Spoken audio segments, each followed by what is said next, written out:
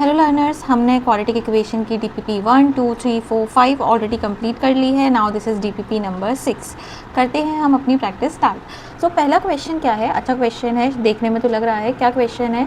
The sum of two numbers is 48। ऐसे हमें दो नंबर सोचने हैं जिनका सम है हमारे पास 48 एंड देयर प्रोडक्ट इज़ 432। तो हमसे पूछा है वो दो नंबर्स कौन से होंगे। अच्छा, अब इसमें जो भी ऑप्शन दिए हैं हम या तो सॉल्व कर सकते हैं, इक्वेशन बनाओ सॉल्व करो। एक तरीका ये है, दो इक्वेशन बनेगी। पहली equation x plus y equals to 48, दूसरी equation x into y is equals to 432 और इन दोनों को सॉल्व करो बाय सब्स्टिट्यूशन और सब्स्टिट्यूशन मेथड। पहला तरीका ये है। और सिंस ये आपको MCQ में पूछा जा रहा है तो आप ऑप्शन को भी सेटिस्फाई करवा के देख सकते हो। अब इसमें सम से तो कोई मतलब अंतर पड़ेगा नहीं, क्योंकि हर एक उसमें सम कितना दिया है 48। अच्छा, यहाँ पे अगर आप इन दोनों का सम करोगे तो 48 नहीं होगा, यहाँ पे आप सम करोगे तो आपके पास आएगा 52। तो ये ऑप्शन, सेकंड ऑप्शन तो आप ऐसे ही एलिमिनेट कर लोगे। Okay, now the competition is between 1, 3 and 4। अब यूनिट डिजिट से करके देखते हैं किसको एलिमिनेट कर रहे हैं हम। मल्टीप्लाई करने पर, उन दोनों नंबर्स को मल्टीप्लाई करने पे यूनिट डिजिट कितनी आनी चाहिए? 2। मतलब कहीं ना कहीं यहाँ पे 24 इंटू 24 6 आएगी यूनिट डिजिट, तो ये ऑप्शन भी नहीं हो सकता। यहाँ पे यूनिट डिजिट भी 2 आएगी, यहाँ पे भी यूनिट डिजिट 2 आएगी, तो इन दोनों में से कोई हमारा एक ऑप्शन है। अब यहाँ पे जब आप इन दोनों का मल्टीप्लाई करोगे 42 इंटू 6 तो आपका 200 के आसपास आंसर आएगा, तो ये ऑप्शन भी नहीं हो सकता। तो इसका मतलब आपका ऑप्शन कौन सा सही है? आपका ऑप्शन 1 करेक्ट आंसर है। तो बिना ज़्यादा दिमाग लगाए हुए, बिना ज़्यादा कैलकुलेशन किए हुए, दिमाग तो लगाना पड़ेगा, या एलिमिनेट भी हमने दिमाग लगा के ही किया है, तो बिना कैलकुलेशन किए हम इसका करेक्ट आंसर प्रिडिक्ट कर सकते हैं। आप इन दोनों को मल्टीप्लाई करके देखो, आपका 432 ही आएगा। It is clear? Okay, now question number 2 try करो अपने आप। The product of two positive consecutive multiples of 5 is 300। The multiples are. अच्छा, हमें दो कॉन्जिक्यूटिव मल्टीपल्स लेने हैं 5 के जिनका प्रोडक्ट कितना है 300। तो हमसे पूछा है वो दो मल्टीपल्स कौन से हैं। अच्छा, कॉन्जिक्यूटिव मल्टीपल्स मतलब क्या होता है? अगर पहला नंबर 5 है तो दूसरा नंबर कितना होगा 10। मल्टीपल कॉन्जिक्यूटिव मल्टीपल्स ऑफ 5 मतलब 5 1 5, 5 2 10। वैसे कॉन्जिक्यूटिव नंबर में एक नंबर का डिफरेंस होता है। जैसे एक, ये पहला नंबर हमारा x है तो दूसरा कॉन्जिक्यूटिव नंबर क्या हो जाएगा? x plus 1। तो दोनों में अंतर कितने का होता है? 1 का। बट ये पूछ रहे कॉन्जिक्यूटिव मल्टीपल्स ऑफ 5, मतलब पहला नंबर अगर 5x है तो दूसरा नंबर क्या हो जाएगा? 5 इंटू x प्लस 1। क्लियर है?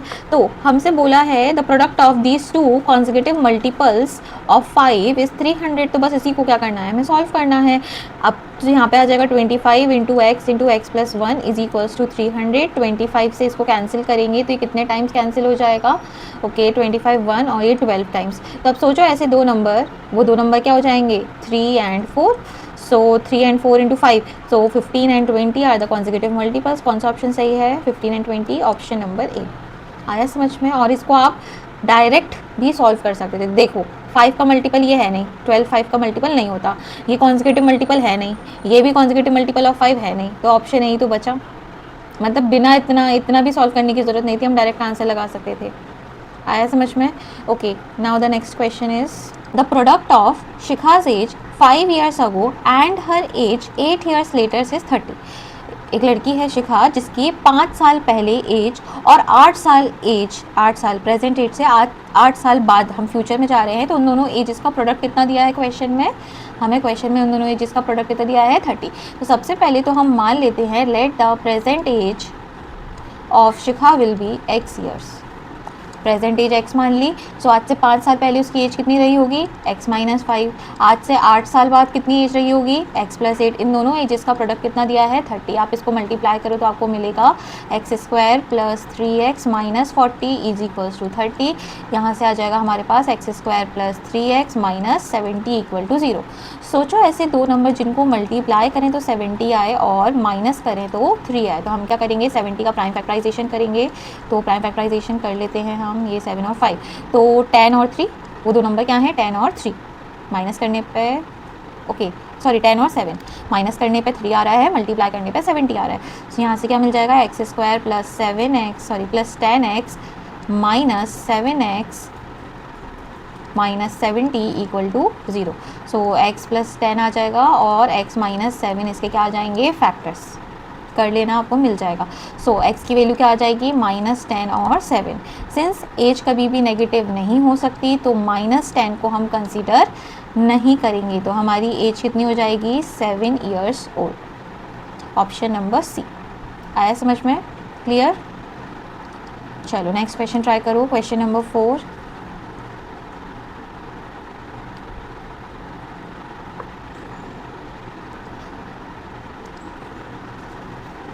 Sandeep's father is 30 years older than him. जो संदीप के फादर हैं वो संदीप से 30 ईयर्स बड़े हैं। And the product of their edges 2 years from now will be 400। आज से 2 साल बाद हम उनकी एजेस का प्रोडक्ट करेंगे तो उनकी एजेस का जो प्रोडक्ट आएगा वो कितना आएगा, 400। तो हमें क्या करना है, we need to find out the Sandeep's present age quadratic equation. Sandeep की प्रेजेंट एज क्वाड्रेटिक इक्वेशन के फॉर्म में हमें क्या करनी है, फाइंड आउट करनी है। अच्छा देखना इसको कैसे करेंगे। हम मान लेते हैं कि जो संदीप है वो हमारा x ईयर ओल्ड है। संदीप की एज कितनी है, x। तो संदीप के फादर की एज कितनी हो जाएगी, Sandeep father's age will be x + 30 years, क्योंकि वो 30 ईयर्स बड़े हैं किससे, संदीप से। अब वो बोल रहे हैं द प्रोडक्ट कब लेना है, 2 साल बाद लेना है। The product of their ages after 2 years. So Sandeep की 2 साल बाद एज कितनी हो जाएगी, x + 2, और उनके फादर की एज कितनी हो जाएगी, x + 32। जब आप 2 साल बाद इन दोनों की एजेस का मल्टीप्लाई करोगे योर आंसर विल बी 400। अब बस क्या करना है, इसको सिंप्लीफाई करना है। इन दोनों को मल्टीप्लाई करो तो आपको मिलेगा x² + 34x + 64 = 400। Okay, x² + 34x minus, इन दोनों को माइनस करेंगे तो हमारा आ जाएगा 336 = 0। सो कौन सा ऑप्शन है, according to this we have the option number 3 as a correct answer. आया क्वेश्चन समझ में? सो ऑप्शन 4 हमारा इसका करेक्ट, वो ऑप्शन 3 करेक्ट है। आया समझ में? आगे चलें, नेक्स्ट करो।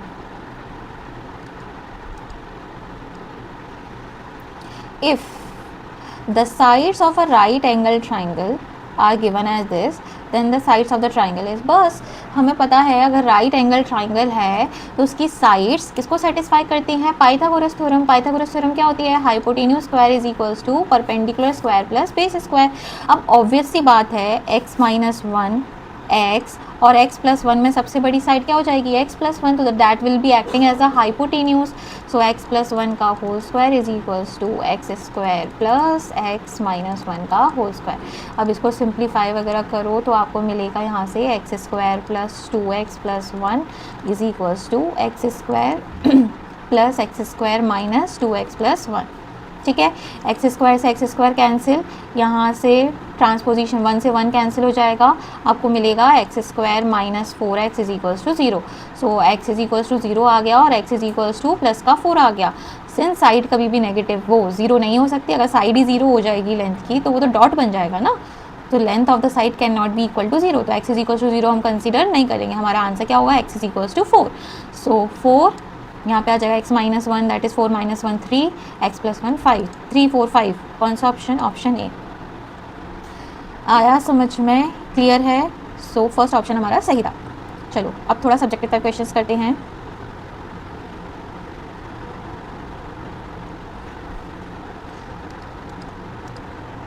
हाँ रीड करो। 3 consecutive natural numbers are such that, 3 consecutive लेने हैं, नेचुरल नंबर लेने हैं, तो हम क्या ले लेते हैं, अभी आगे पढ़ लेते हैं। 3 कॉन्जिक्यूटिव नेचुरल ऐसे लेने हैं, are such that the square of the middle number exceeds the difference of the square of the other 2 numbers by 96। Okay, थोड़ा सा हमें हिंट भी दिया है, assume the middle number to be x। ठीक है, अगर हम मिडिल नंबर x ले रहे हैं तो उसके कॉन्जिक्यूटिव नंबर्स हो जाएंगे x - 1 एंड x + 1। बताओ ये हमारा प्रीसीडिंग टर्म होगा, ये हमारा सक्सीडिंग होगा, that will be consecutive to each other. देखो इसमें इन दोनों का 1 का डिफरेंस है, इन दोनों में भी 1 का डिफरेंस है, तो हमने कॉन्जिक्यूटिव नंबर्स लिए हैं और नेचुरल है ये, मतलब x की वैल्यू क्या होगी, ग्रेटर दैन 1, तभी तो नेचुरल नंबर आएगा। सॉरी, ग्रेटर दैन 2, x की वैल्यू ग्रेटर और इक्वल टू 2 होगी। चलो आगे सॉल्व करते हैं। नंबर्स इस तरह लेने थे सच दैट, यहाँ से पढ़ना, ये बहुत इंपॉर्टेंट लाइन है, क्या है, the square of the middle number. Square of the middle number मतलब मिडिल नंबर हमारा x है, तो मिडिल नंबर का स्क्वायर बड़ा है, एक्सीड्स बड़ा किससे, the difference of the squares of the other two numbers, किससे बड़ा है, the difference of the squares of the two other numbers. So बड़े में से ही छोटे को माइनस करेंगे, जब दोनों को आप माइनस करोगे तो आपका क्या आएगा 96। बात समझ में आ रही है, द स्क्वायर ऑफ द बड़ा number, the square of the middle number exceeds the difference of the square of the two numbers by 96। मतलब बीच वाले नंबर के स्क्वायर को उन दोनों के डिफरेंस से माइनस करेंगे तभी तो 96 आएगा, मतलब एक्स स्क्वायर उससे कितना बड़ा है, 96 बड़ा है। तो बस अब क्या करना है, इस इक्वेशन को सॉल्व करना है, जो आपके लिए बहुत आसान है। चलो सॉल्व करते हैं। एक्स स्क्वायर माइनस, इसको आइडेंटिटी से एक्सपैंड करो तो आपको मिलेगा x square plus 1 plus 2x। यहाँ पे भी एक्सपैंड कर रहे हो, माइनस का भी मल्टीप्लाई हम डायरेक्ट ही कर रहे हैं। So x square plus 2x minus 1 और यहाँ पे आ जाएगा हमारा इक्वल टू 96। ठीक है, एक्स स्क्वायर माइनस, अच्छा एक्स स्क्वायर से एक्स स्क्वायर कैंसिल, यहाँ पे 4x, 1 से 1 भी कैंसिल, यहाँ पे आ जाएगा हमारा 4x इज इक्वल्स टू 96। अब x square minus 4x minus 96 is equals to 0। क्या आप इसको मिडिल टर्म स्प्लिटिंग मेथड से फैक्टराइज कर लोगे? तो करो मिडिल टर्म स्प्लिटिंग मेथड से फैक्टराइज। तो सोचो ऐसे दो नंबर जिनको मल्टीप्लाई करें तो 96 आए, माइनस करें तो 4 आए, तो क्या करना पड़ेगा हमें, 96 का फैक्टराइजेशन करना पड़ेगा। तो हम कर लेते हैं,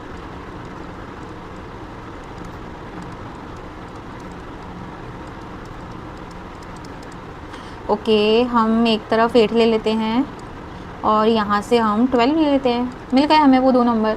यहाँ से क्या मिलेगा आपको, x square minus 12x minus plus 8x minus 96 is equals to 0। तो यहाँ से आपको मिलेगा x माइनस 12 और x plus 8 has a factors, तो x की वैल्यू हो गई 12 एंड माइनस 8। ठीक है, अब नेचुरल नंबर नेगेटिव नहीं हो सकता, पता है ना, नेचुरल नंबर नेगेटिव नहीं हो सकता, तो -8 इसका आंसर नहीं होगा। तो x की वैल्यू कितनी आ गई हमारी x की वैल्यू आ गई 12। तो इसके कॉन्जिक्यूटिव नंबर, पहला नंबर हो जाएगा हमारा 11, दूसरा नंबर हो जाएगा हमारा 12, तीसरा नंबर हो जाएगा हमारा 13।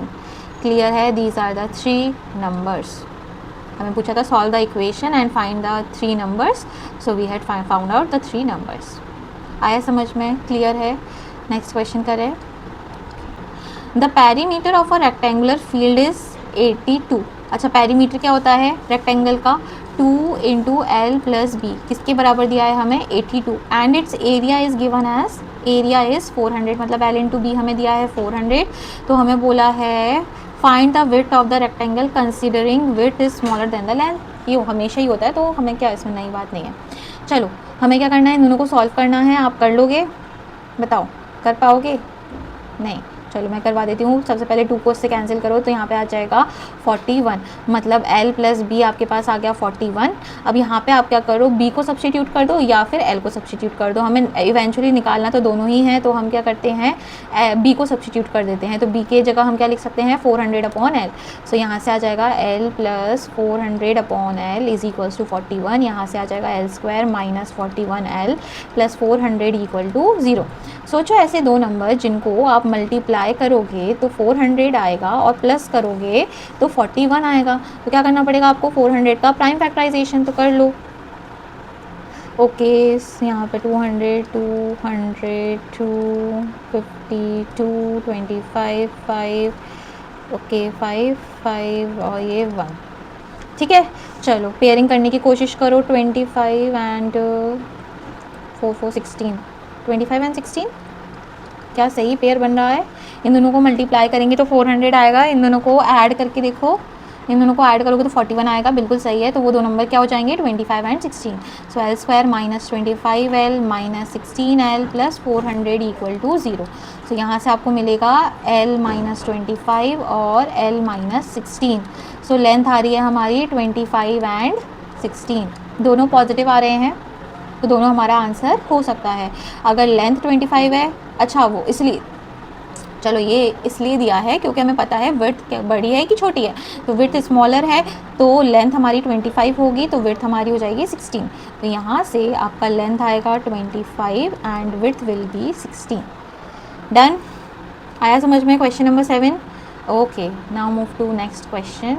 If Zehan were younger by 5 years than what she really is, then the square of her age in years would be 11 more than 5 times her actual age. कितना easy question है, देखो समझो. अच्छा, अगर अभी जिहान की प्रेजेंट एज में मान लूँ तो प्रेजेंट एज अगर उसकी x है तो आज से 5 साल पहले उसकी एज कितनी रही होगी, x minus 5.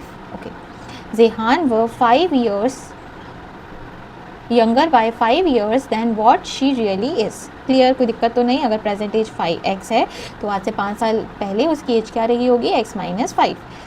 Then her square of her age, मतलब इसका क्या करना है हमें, स्क्वायर.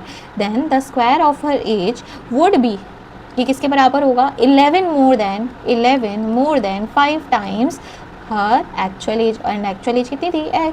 बस अब क्या करना है, हमें उसकी एज निकालनी है. मतलब क्या निकालना है, x की वैल्यू. इसको सिंप्लीफाई करो. So x square plus 25 minus 10x is equals to 11 plus 5x. तो यहाँ से आ जाएगा आपका एक्स स्क्वायर माइनस 15x और यहाँ से आ जाएगा आपका प्लस का 14 इक्वल टू 0. सोचो ऐसे दो नंबर जिनको मल्टीप्लाई करो तो 14 आए एंड प्लस करो तो 15 आए. वो दो नंबर क्या हैं, 15 एंड 1. यहाँ से आ जाएगा x square minus 14x minus x plus 14 equal to 0. तो यहाँ से आपको मिल जाएगा x माइनस 14 और x plus 1, sorry x minus 1 equal to 0. तो यहाँ से आपको मिल जाएगा x 14 और 1. अब थोड़ा दिमाग लगाओ. क्या दिमाग लगाएं, देखो क्या इसकी एज 1 हो सकती है, जिहान की एज प्रेजेंट एज नहीं हो सकती. क्यों नहीं हो सकती 1, क्योंकि अगर उसकी प्रेजेंट एज 1 होगी तो वो 5 साल पीछे तो जा ही नहीं सकता ना. बात समझ में आ रही है. तो 1 इसकी प्रेजेंट एज नहीं हो सकती. तो प्रेजेंट एज कितनी होगी, 14. सो इसका करेक्ट आंसर क्या होगा, her present age is 14 years old. आया समझ में, क्लियर है. नेक्स्ट क्वेश्चन करें, करो. The age of her father is twice the square of the age of his son. Okay, एक फादर है और एक उसका बेटा है. So the age of the father is twice the square of the age of the son. तो हम मान लेते हैं उसका सन कितने साल का है, x ईयर ओल्ड है. तो उसके फादर की एज क्या हो जाएगी, 2 गुना किसके, twice the square of the age of his son, मतलब 2 into x square. This is given in the question. 8 years hence, आज से फ्यूचर में जाना है, कितना, 8 साल बाद. The age of the father will be 4 more than 3 times the age of his son. ठीक है, अभी प्रेजेंट एज कितनी है, x और 2x स्क्वायर. सो x 8 साल बाद जाना है, 8 ईयर हैंस, तो x प्लस 8 और यहाँ पे क्या आ जाएगा 2x स्क्वायर प्लस 8. 8 साल बाद क्या होता है, 8 year hence the age of the father will be 4 more than, तो 4 more than किसके, 3 times the age of his son. 3 time से 4 साल बड़े हैं, कब, 8 साल बाद उसके पापा.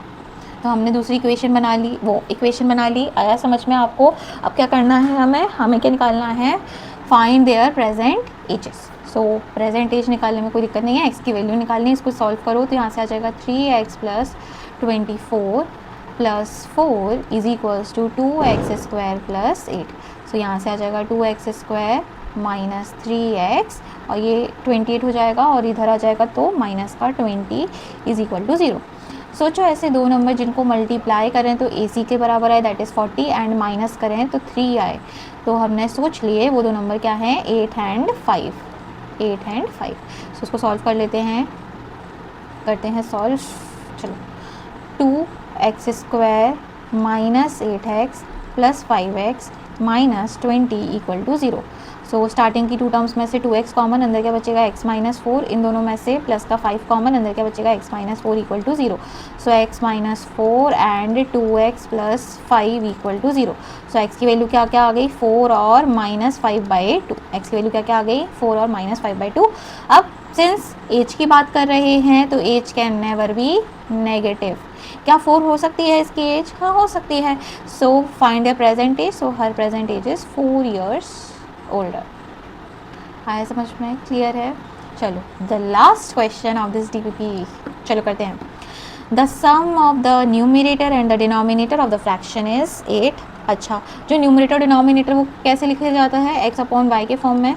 सो हम लिख लेते हैं x अपॉन वाई कितना दिया है हमें, 8. ऐसा दिया है क्या, नहीं, हमें क्या दिया है क्वेश्चन में, हमें दिया है the sum of the numerator and the denominator of a fraction is 8, मतलब x plus y is equals to कितना दिया है 8 दिया है।